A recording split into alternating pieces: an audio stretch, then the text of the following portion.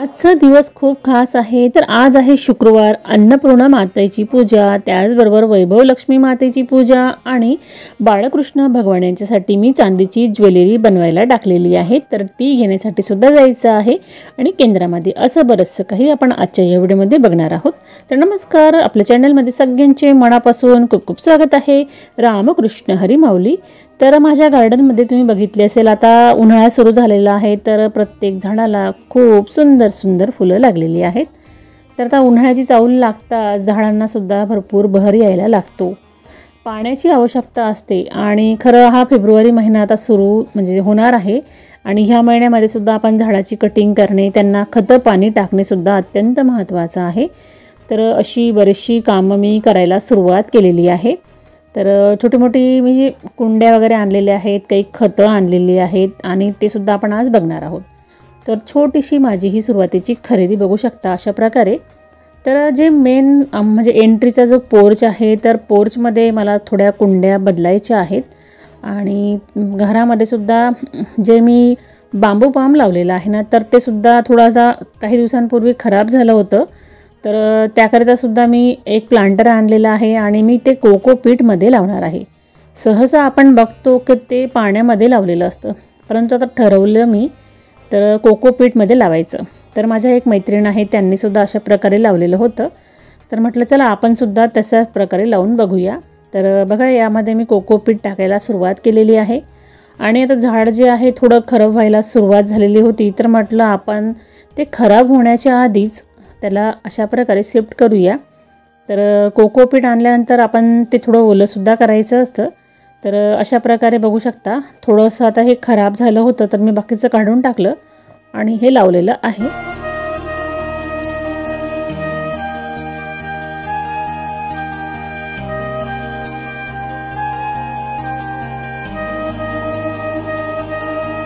तर ही खरेदी मी गुरुवारच्या दिवशी केलेली आहे आणि आज आहे शुक्रवार। शुक्रवार अन्नपूर्णा मातेला प्रसन्न करण्याचा दिवस असतो। तर आपण सगळेजण अशा प्रकारे गॅसचं पूजन वगैरे करून नंतर दिवसाची सुरुवात करत असतो। तर गॅसचं पूजन करणं का जरुरी आहे? बघा, आपण ज्यावेळेस आपल्या घरामध्ये अशा प्रकारे दिवे लावतो, धूप लावतो, सकाळची सुरुवात ही आपण अशा पद्धतीने जर केली तर आपल्या घरातील वातावरण हे सात्विक लहरी पसरतात आणि अगदी प्रसन्न वाटतं आणि ह्या प्रसन्न अंतःकरणाने आणि मनाने आपण स्वयंपाक करत असतो। आणि खरंच अशा गोष्टी आपल्या घरामध्ये झाल्या तर आपल्या घरातील वातावरणसुद्धा अगदी प्रसन्न राहतं, म्हणून खरं ह्या गोष्टी केल्या पाहिजे।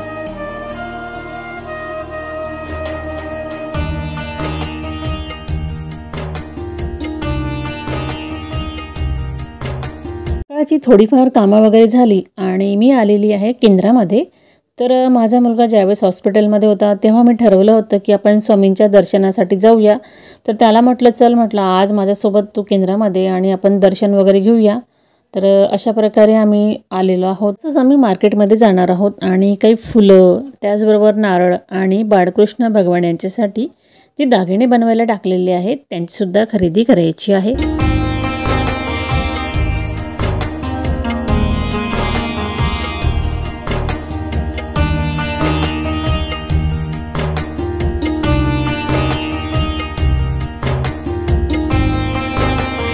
खरं तर जे दागिने मला बनवायचे आहेत तर ते मी गोकुळाष्टमीच्या वेळेस बनवणार होती, पण काय झालं त्यावेळेस सूतक पडलं आणि असेच बरेचसे प्रॉब्लेम्स येत गेले। पण आज ठरवलं होतं मी की आपण 2 दिवसाआधी जाऊया आणि त्याच्यानंतर आज शुक्रवार आहे, तर शुक्रवारच्या दिवशी आपण अशा प्रकारे विष्णू भगवान यांच्यासाठी दागिन्यांची खरेदी करूया। आणि त्याचबरोबर मी बरंचसं काही अजून घेतलेलं आहे, तर ते मी तुम्हाला उद्या दाखवेल। तर उद्या गणेश जयंतीच्या व्हिडिओमध्ये मी बाप्पांसाठी सुद्धा बरंचसं काही खरेदी केलेलं आहे। तर काय काय खरेदी केलेलं आहे असं बरंचसं काही।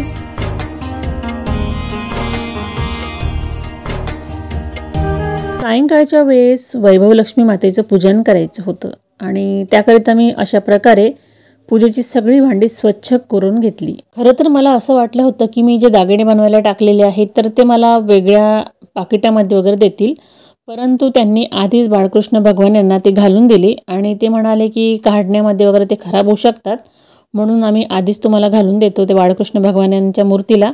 तर ठीक आहे, अशा प्रकारे मी घरी आणली आणि सुरुवातीला तयारी करून घेतली। शुक्रवारच्या दिवशी सुद्धा आपण विष्णू भगवान, माता लक्ष्मी यांची सेवा करत असतो। तर आजचा दिवस खूप छान आहे, तर त्याकरता मी आजचा दिवस निवडला आणि अशा प्रकारे बाळकृष्ण भगवान यांच्यासाठी दागिने बनवले। तर हातामध्ये आहे, पायामध्ये आहे, कमरेला आहे आणि कानामध्ये आहे। तर यांचा सुद्धा अभिषेक करणं महत्त्वाचं होतं। तर मी अशा प्रकारे मूर्ती घेतली आणि सुरुवातीला कच्च्या दुधाने, नंतर शुद्ध पाण्याने त्यांचा अभिषेक करून घेतलेला आहे। त्याच्यानंतर हळद टाकली थोडीशी आणि फुलांचा वर्षाव केलेला आहे। असं बरंचसं काही केलं मी आणि तुळशी पत्रसुद्धा त्यांना अर्पण केलेली आहे आणि अगदी छोटीशी अशा प्रकारे पूजेची मांडणी केली।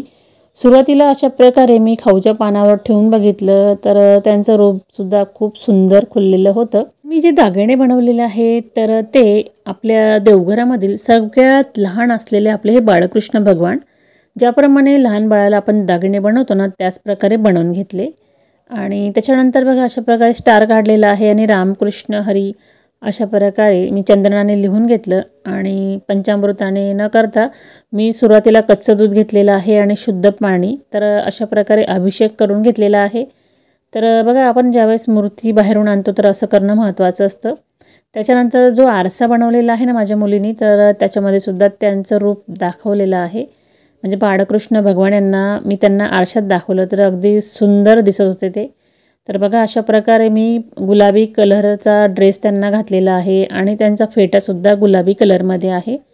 तर आजचे रूप खूप सुंदर खुललेलं आहे आणि बघा बाळकृष्ण भगवान जरी लहान असले तरी आपल्या घरामध्ये त्यांचा सर्वत्र असा वावर असतो। आणि तुम्ही आता आरसा बघितला असेल तर खूप सुंदर तयार झालेला आहे, तो सुद्धा मी घरीच बनवला। त्याच्यानंतर आज आहे शुक्रवार आहे आणि मी दर शुक्रवारी अन्नपूर्णा मातेची पूजासुद्धा करत असते। तर अशा प्रकारे मी अन्नपूर्णा मातेचे सुद्धा अभिषेक केलेला आहे आणि त्यानंतर तांदूळ टाकलेले आहेत। तर धनाचा वर्षाव म्हणतो ना आपण, तर तसंच तर आपण अशा प्रकारे अन्नपूर्णा मातेच्या अंगावरून धान्य टाकायचं असतं। तर कुठलेही तुम्ही घेऊ शकता, तर तांदूळ जास्त महत्त्वाचे असतात आणि पांढऱ्या रंगाचं फुलं। तर बघा मी या ठिकाणी गजरा अर्पण केलेला आहे। अगदी साधी सोपी आणि सागर संगीत ही मी पूजा केलेली आहे। आणि आज शुक्रवार असल्यामुळे वैभव लक्ष्मी मातेचे उपवाससुद्धा सुरू आहे आणि तिचीसुद्धा मांडणी करायची होती। तर वैभव लक्ष्मी मातेचं पूजन मी अशा पद्धतीने केलेलं आहे।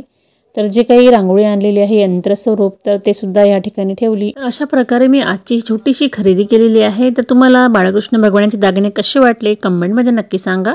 तुम्ही जर आपल्या चॅनलवर नवीन असाल तर चॅनलला सबस्क्राईब करा। व्हिडिओ थोडा जर युजफुल वाटला असेल तर लाईक शेअर करा।